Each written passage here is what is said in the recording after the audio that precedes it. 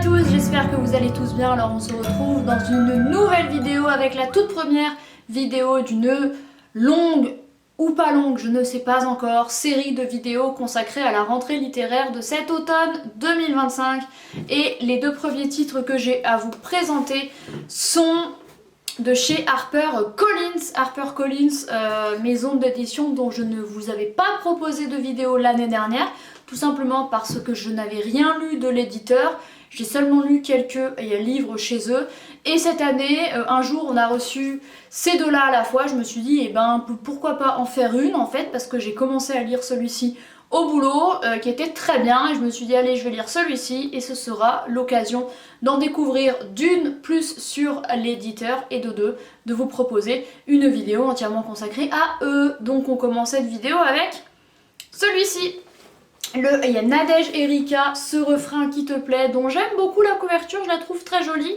Et il y a Nadège Erika qui a également écrit Mon Petit, que j'ai ici dans ma bibliothèque en poche, mais que je n'ai pas encore lu. Et du coup, dès que j'ai vu son nom, je me suis dit, ah ouais, trop cool, celui-ci, je voulais qu'on l'ait.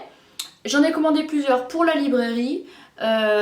Du coup, celui-ci sort dans 3 mois au moment où je filme.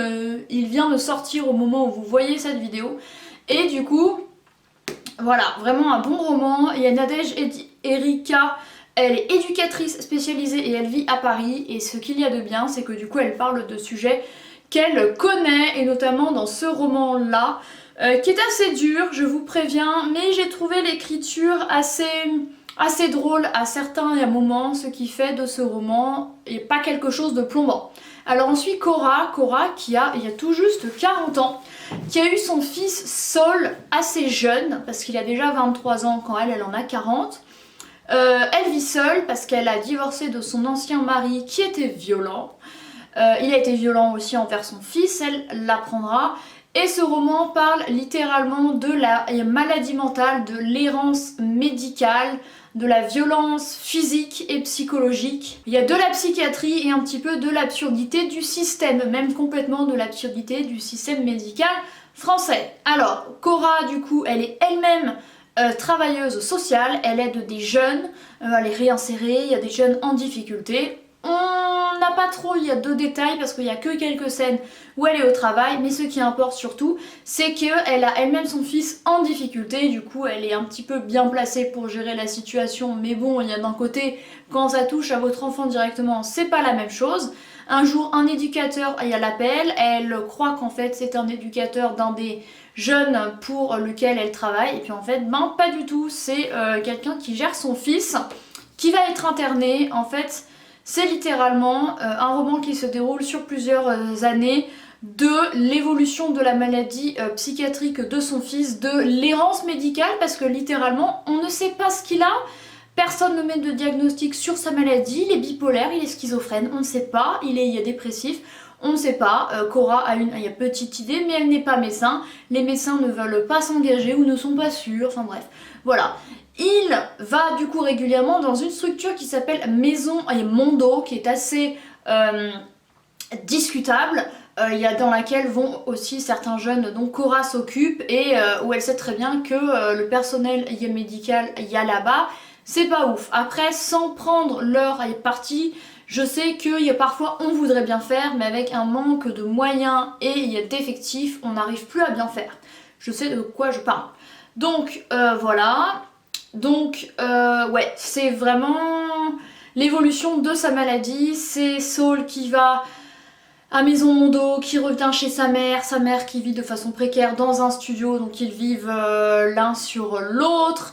À un moment, Cora va aller habiter chez une de ses amies qui sympathiquement lui prête son appart. Il y a Mona qui d'ailleurs est sa seule vraie amie, son seul vrai soutien dans ce roman-ci.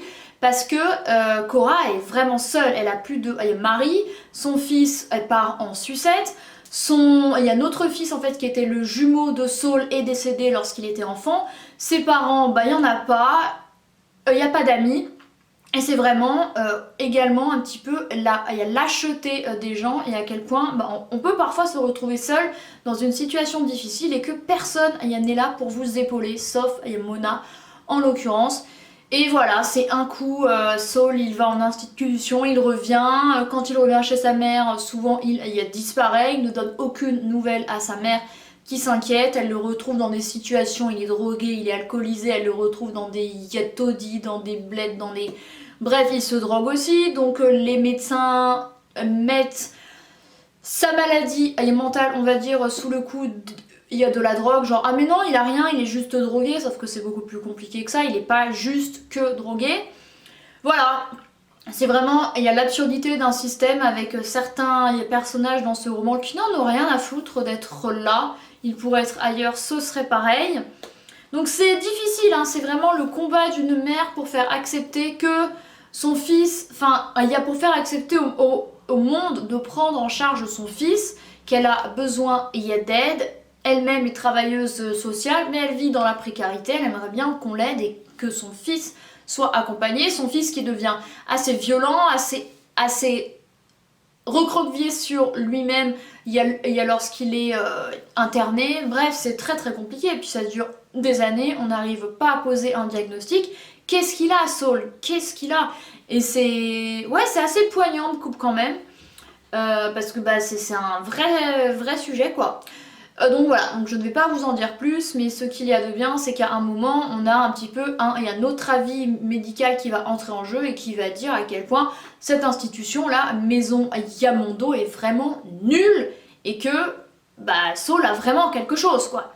Donc voilà, le nouveau Nada Jerica que je ne peux que vous conseiller si vous souhaitez en savoir plus sur les maladies mentales, si vous voulez suivre une femme forte qui essaye un petit peu de s'en sortir, de prendre les armes, mais qui est aussi également un petit peu brisée et qui doit s'émanciper un peu comment on va dire, de son fils qui lui met comme ça le grappin dessus et qui l'empêche d'être heureuse parce que lui il n'est pas heureux et il n'a pas envie qu'elle soit heureuse aussi. Non franchement c'est dur. Donc chez HarperCollins, vendu à 18 € je crois, franchement je l'ai beaucoup aimé. Je lui mettrais un bon, je pense, 8,5 sur 10. Et le second roman que j'ai honnêtement beaucoup moins aimé, c'est Ce que je vole à la nuit de Rebecca Benamou. Alors en fait, comme je le disais, comme j'avais commencé par celui-ci, je me suis dit autant continuer avec un autre titre du même éditeur pour proposer un contenu ciblé dessus. Ce n'est pas forcément celui vers lequel je me serais dirigée de moi-même, mais voilà, je me suis dit c'est l'occasion. Alors, c'est un livre qui traite des femmes, de la maternité, de l'écriture et du King's College. Je m'explique. On suit Rebecca, donc est-ce que c'est autobiographique? Je ne sais pas, mais bref, Rebecca est à la maternité, elle vient d'accoucher et elle se remémore un petit peu des pans de sa vie et notamment lorsqu'elle prenait des cours au King's College où une certaine Dani faisait étudier à elle-même et à ses camarades. Il y a des textes de femmes assez fortes, voilà. Oui, voilà. Il faut savoir également que Virginia Woolf a étudié pendant 4 ans au King's College, la fameuse Virginia Woolf, qui devint l'une des écrivaines anglaises, enfin, l'une des premières écrivaines femmes, quoi, voilà. Elle habitait à 13 minutes à pied du King's College, c'est 13 minutes aller, 13 minutes retour qui représentait un petit peu un sentiment de liberté pour elle qui quittait cette demeure victorienne délabrée dans laquelle elle vivait avec son père, sa belle-mère, ses demi-frères, ses frères et sœurs. Il faut savoir que ces demi-frères abusaient d'elle, voilà, super. Il faut savoir que Virginia Woolf a vécu la mort de sa mère et de sa sœur, que c'était une femme remplie d'une espèce de spleen permanent. On arrivait, il n'y a pas non plus, et en fait je me rends compte qu'il y a un petit peu des similarités, mais un tout petit peu au niveau des maladies mentales, parce que très clairement elle était dépressive quoi. Mais on n'arrivait pas à lui mettre un diagnostic dessus. C'est son histoire d'amour avec, j'ai déjà oublié alors que je viens d'écrire l'article, Leonard Woolf.